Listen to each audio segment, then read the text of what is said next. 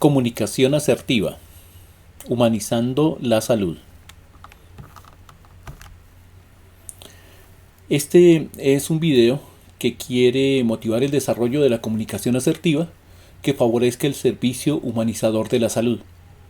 Con él buscamos animar a quienes acompañan a los hermanos enfermos para que, reconociendo el valor de la comunicación asertiva, les ofrezcan un servicio humanizador.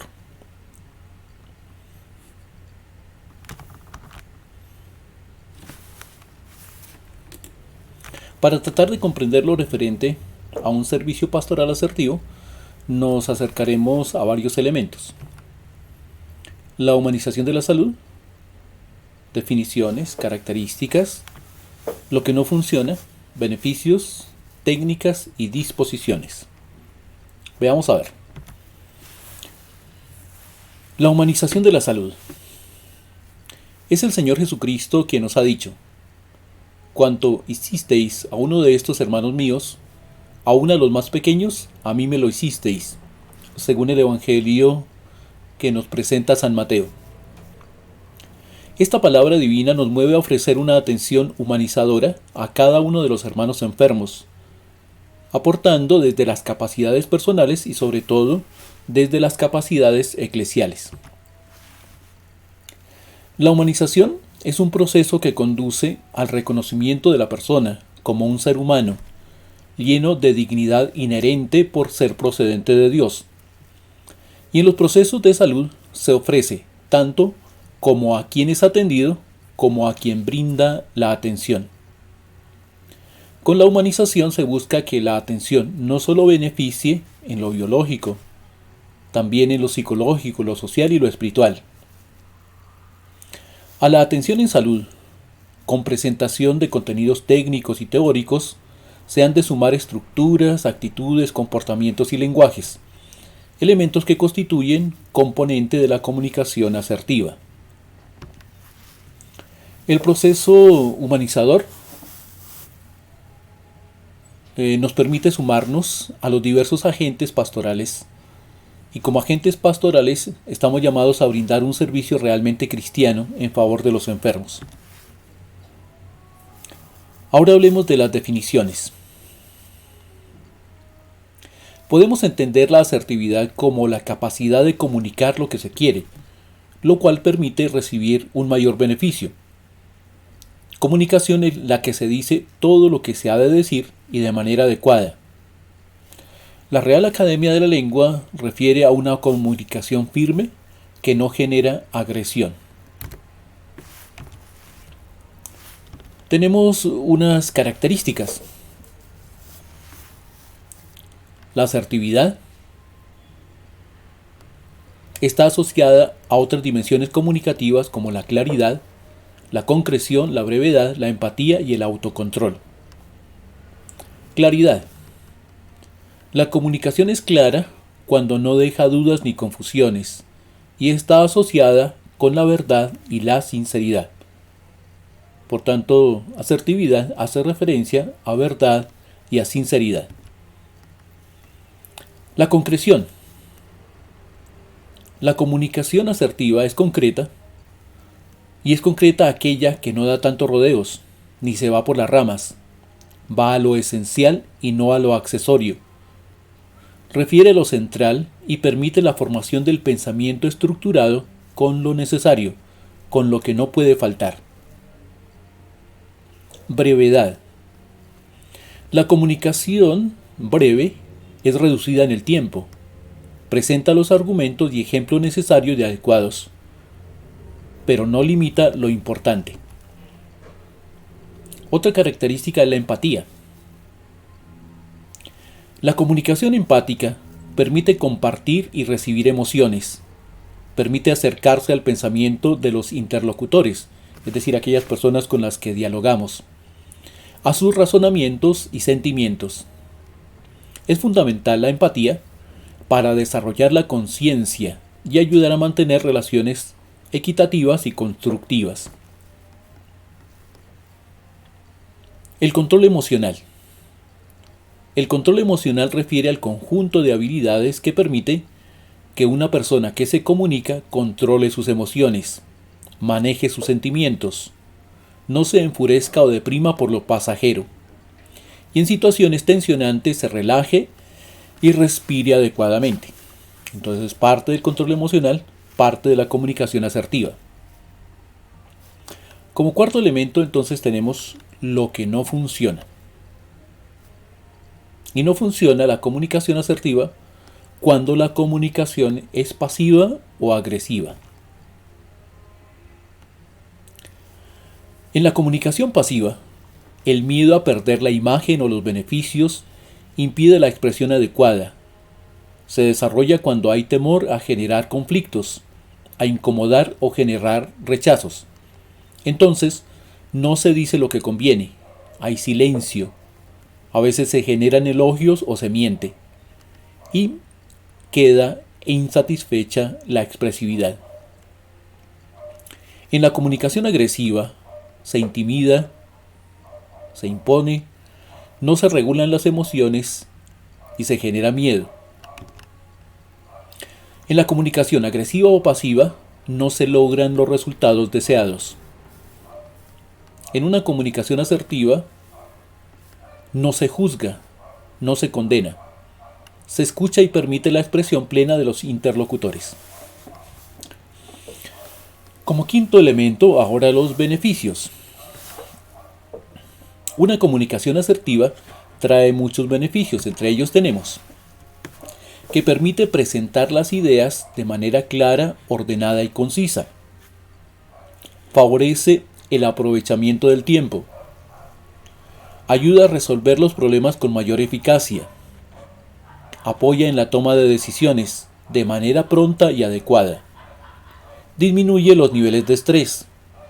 Ayuda a establecer límites entre los espacios sociales y personales. Es decir, entre lo personal y el trabajo, en cierta manera, entre lo personal y el trabajo social o el espacio social. Apoya en el manejo del conflicto de forma constructiva. Permite valorar lo esencial de las responsabilidades. Es decir, nos permite ver qué debemos hacer, qué no debemos hacer.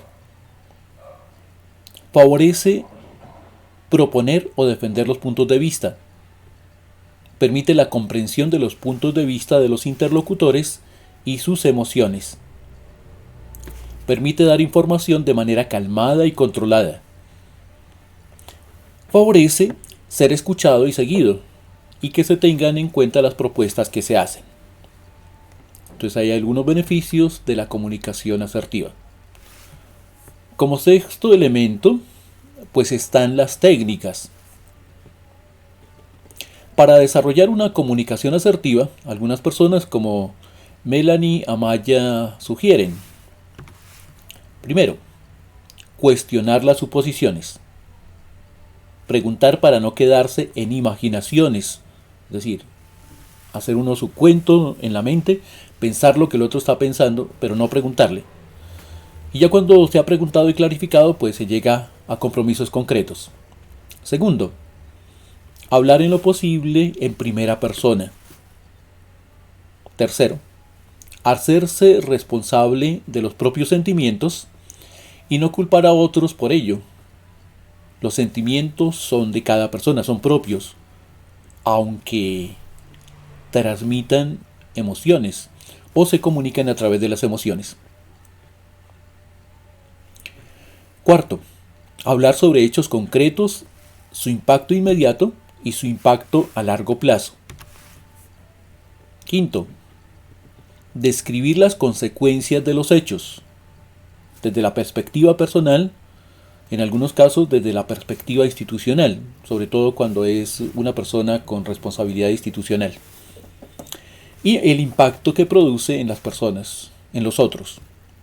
Sexto, eliminar generalizaciones, es decir, acusar a todo el mundo, hablar de todo el mundo, hablar de todos somos. Partir, como ya lo hemos dicho, de situaciones concretas. 7. Reconocer y controlar el lenguaje corporal, lo que me acaba de pasar. Entonces, que por ahí que soy emotivo, entonces uno pasa algo, entonces mueve la mano y las personas van a mirar qué le pasó en la cabeza. Lenguaje kinésico, es decir, cómo se mueven las manos, cómo se mueven los pies, las rodillas, todos los gestos que uno hace. los labios, los tics que uno tiene. Hay personas que tienen tic en los ojos, en la cara, en las manos, en las rodillas. Octavo, regular el lenguaje paraverbal.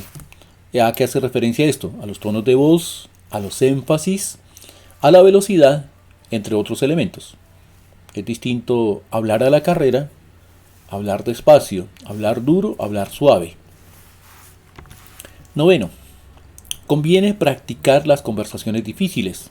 Es decir, cuando haya temas de exposición, cuando haya temas difíciles de conflicto, practicar un poco qué puede pasar. Respuestas, preguntas, disposiciones, informaciones. Para ello, sería saludable o favorable grabarse o verse en el espejo. Décimo, valorar lo adecuado de los momentos. Si la conversación o el encuentro es oportuna en el tiempo, si el tiempo que se tiene es suficiente, o si lo mejor es dejarlo para otro día. 11. Evaluar el estilo propio de comunicación, con técnicas personales o a través de la retroalimentación con otros. Es decir, es importante que le digan a uno cómo lo está haciendo o dejarse decir respecto a lo que uno hace. 12. Importante controlar las emociones y descubrir los propios sentimientos. Es decir, es parte importante del proceso de una comunicación sana, de una comunicación asertiva. 13. Decir no de manera oportuna y adecuada. 14. Escuchar atentamente, sin interrumpir. Y luego hacer las propuestas, hacer los comentarios, hacer la retroalimentación. 15. Establecer límites de cuándo expresarse y sobre qué temas expresarse, de qué escuchar y cuándo escuchar. Ahora, para nosotros los servidores pastorales, pues las disposiciones en una comunicación asertiva, disposiciones pastorales. En el proceso de crecimiento de capacidades pastorales, los miembros de una pastoral podemos asumir como propias las siguientes recomendaciones, sobre todo en el espacio de salud o espacio hospitalario, para desarrollar nuestra comunicación de manera asertiva y así apoyar el proceso humanizador de la salud. Nos integraremos con los líderes responsables del desarrollo de la estrategia de humanización en el servicio de salud, sean líderes de comunicación, de atención al usuario, de trabajo social, entre otros. Cada institución seguramente tendrá líderes diferentes. Además, tendremos actitud de diálogo. Aprenderemos a leer los mensajes no verbales que nos ofrezcan los enfermos, sus acompañantes y los servidores hospitalarios. Es muy importante esto, aprender a leer lo que no nos dicen. Vuelvo y repito, aprender a escuchar, leer, mirar lo que no nos están diciendo, pero sí nos están expresando. Tomaremos el tiempo prudente para intercambiar ideas y potenciar opiniones. Parte de la escucha, parte del encuentro es ese diálogo de compartir de saberes, pero también de reconocer situaciones y sentimientos. Tiempo oportuno. Escucharemos y aceptaremos sugerencias. Ofreceremos información veraz y de calidad para los pacientes y servidores hospitalarios. Es decir, ser muy puntual en la información y muy concreto y de calidad. Ofrecer mensajes que generen disposiciones positivas. Ofreceremos. Daremos pasos para establecer lazos de apoyo en las diferencias. Nunca estaremos perfectamente de acuerdo con todas las personas, pero nuestros pasos siempre serán para superar las diferencias. Trabajaremos en nuestro autocontrol. Trataremos amablemente a las demás personas. Buscaremos empatía con quienes están sufriendo el dolor físico o emocional. Los trataremos con confianza, con compromiso y lealtad. Esto es muy importante, tratar de ver qué hay en el otro, qué está sintiendo, qué está pensando, por qué está sufriendo, qué sueña, qué esperanzas tiene. Y lo haremos con respeto profundo a la institución hospitalaria y a la acción pastoral. Siempre saludaremos a las personas, miraremos a los ojos, sonreiremos. Diremos nuestro nombre siempre que entremos a una conversación. Pronunciaremos los nombres de nuestros interlocutores. Un esfuerzo por atender al nombre de la persona o aprenderse el nombre de la persona. Un poco complicado cuando hay cantidad de personas, pero ahí están los datos en las hojas informativas o a veces en las mismas áreas hospitalarias. Usaremos un lenguaje claro, es decir, no buscaremos confundir a las personas, y si utilizamos palabras difíciles o complejas, las explicaremos. Explicaremos aquellos términos que puedan ser complejos. En algunas ocasiones nos valdremos de recursos audiovisuales, como estoy haciendo ahora. Me valgo de un recurso audiovisual para comunicar un elemento importante en el proceso pastoral, aunque no sea directamente de los contenidos teológicos o espirituales de una acción pastoral. Buscaremos recursos que mitiguen el impacto negativo en lo emocional, psicológico y espiritual cuando esto sea generado por aislamiento. Esto hace un poco referencia a la pandemia y todo el proceso que tuvieron personas de todas las edades por aislamiento. Hoy hemos aprendido a buscar recursos, a ayudar a bajar la ansiedad, a establecer ánimo cuando hay necesidad de aislamiento. Todavía hay unas áreas del aislamiento necesarias en la hospitalización. En algunos espacios podremos ser asertivos por motivos no cristianos, es decir, la asertividad no es una virtud específicamente cristiana. A veces podremos utilizarla para defender posiciones ideológicas, defender derechos de algunas personas o favorecer algún grupo particular.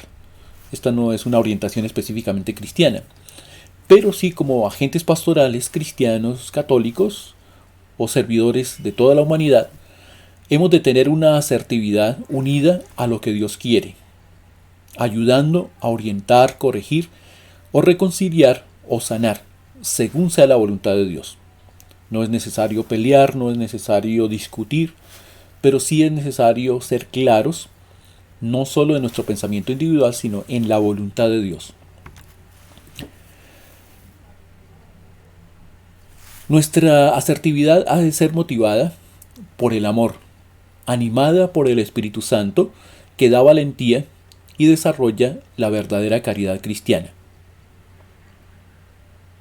La asertividad por amor es un don de Dios para nosotros y para muchos otros, para los demás. Entonces espero que hayan recibido un aporte interesante o que les haya enriquecido en su propia formación personal y cristiana. Hagamos de nuestro proceso comunicacional un proceso asertivo, un proceso humanizador.